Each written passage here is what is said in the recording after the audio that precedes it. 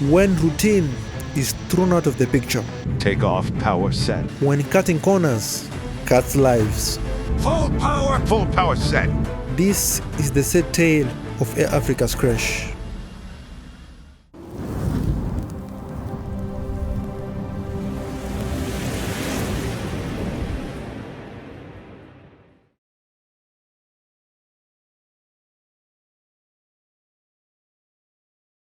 January the 8th, 1996. It's a sunny Monday in the Democratic Republic of Congo, at that time known as Zaire, in its capital city of Kinshasa, as an Air Africa plane is taxiing for takeoff at Ndolo Airport. Air Africa, not having enough aircraft and crew at hand, chartered Saib Airlift, another local airline, who in turn also wet-leased Moscow Airways to do the domestic cargo flight from Ndolo Airport to Kahembe Airport.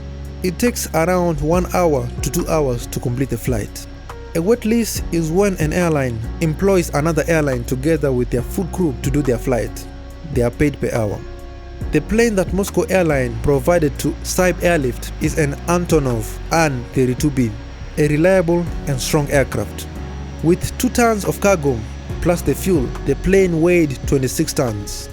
The Antonov An-32B is piloted by 4 crew members.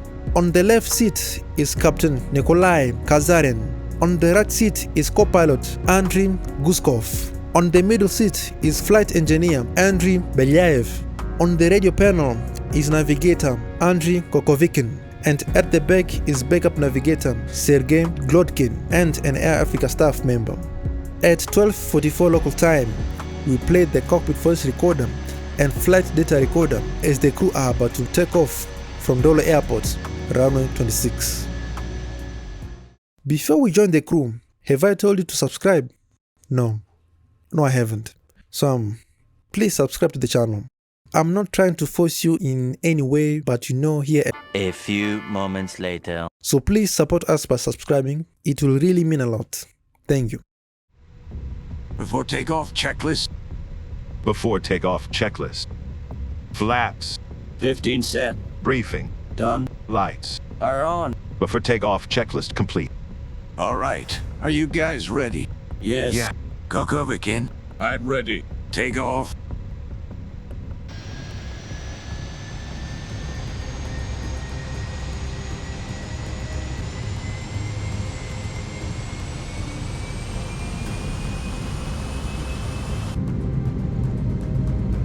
Takeoff power set.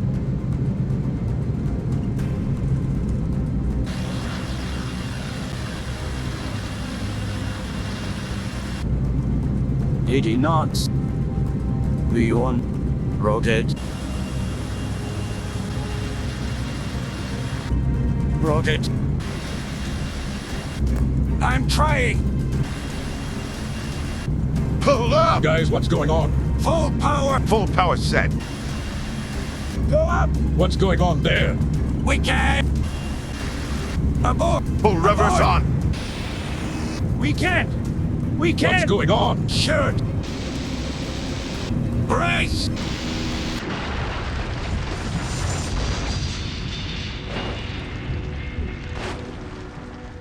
In less than a minute after starting the takeoff run, the Antonov An-32B overruns the runway, crossing the road straight into the highly dense open air market called Tipcam, and explodes, killing 225 to 348 people and injuring approximately 500 people, 254 of them getting seriously injured. Of the 6 people on board, unfortunately, the flight engineer dies.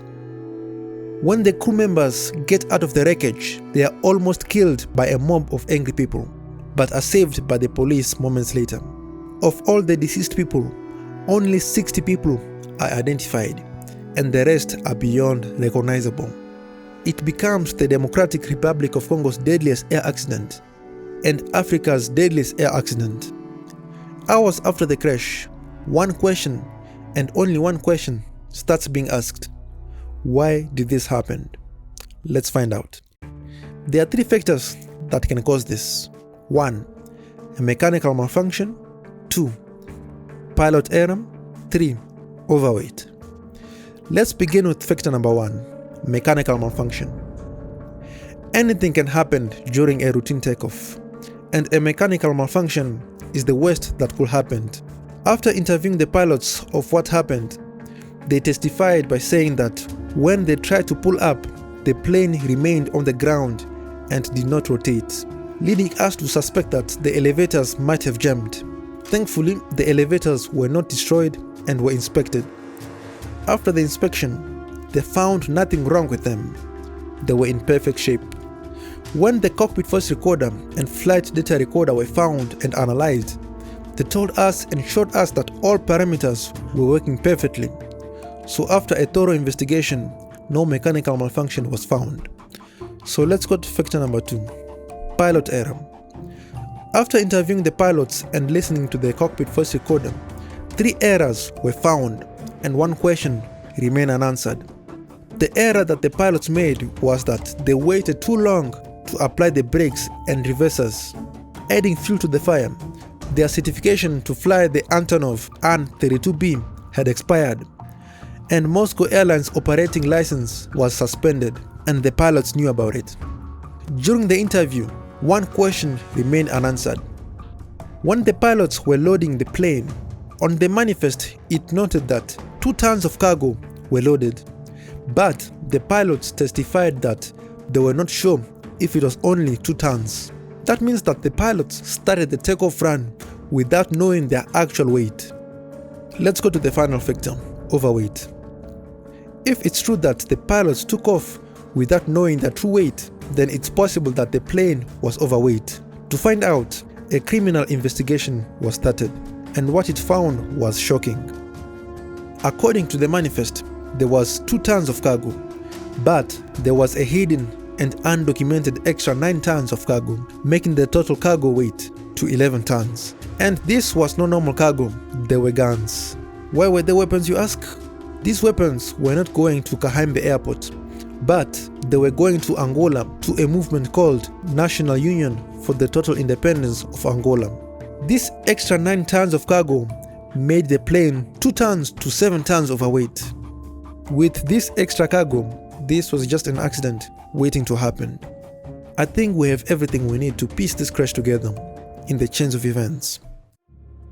At 11:50 local time, the plane is being loaded with the official 2 tons of cargo, but unofficially 9 tons of cargo were being loaded as well, making the plane overweight. But since it was not official, on paper, the plane was underweight and safe. At 12:25 local time, the pilot started the engines, knowing that they have more than 2 tons of cargo. At 12:44 local time, the plane lined up on the runway and began its takeoff run. As the rated speed arrived, the pilots pulled on the yoke, but because it was overweight, the nose remained on the ground. Confusion and stress descended into the minds of the pilots, making them not take the right decision.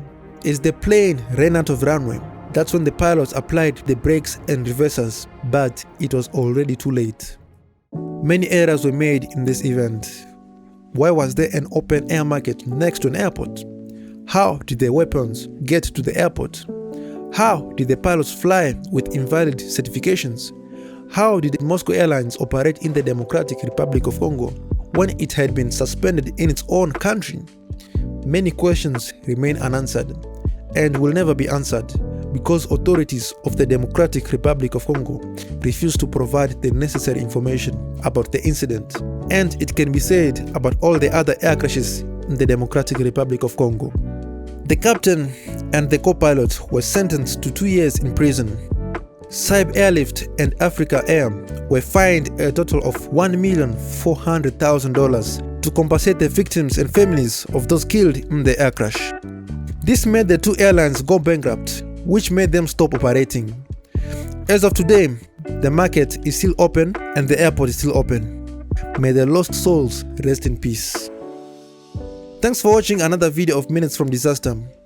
We want to make more videos like this, and we cannot do this without you. You can support us by subscribing and watching other videos of ours on your screen right now. Thanks for watching. See you next week. Bye.